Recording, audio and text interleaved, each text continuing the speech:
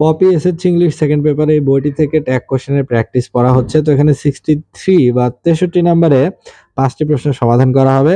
এ নম্বরে বলছে the pair of jeans was brought by Angela, অর্থাৎ অ্যাঞ্জেলার দ্বারা এই জিন্স কেনা হয়েছিল।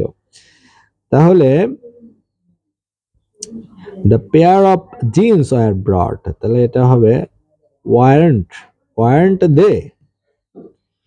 বি নাম্বারে বলছে টেরিবল বিউটি ইজ বর্ন, তাহলে এটা হবে ইজন্ট ইট।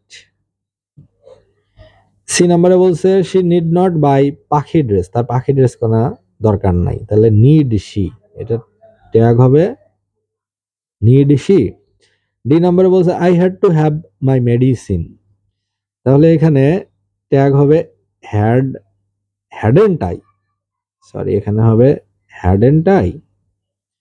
ই নাম্বারে বলছে I loved the way you prayed, তুমি যেভাবে প্রার্থনা করো এটা আমি বেশ ভালোবাসি বা পছন্দ করি, তাহলে আই লাভড, তাহলে এটা হবে ডিডন্ট আই।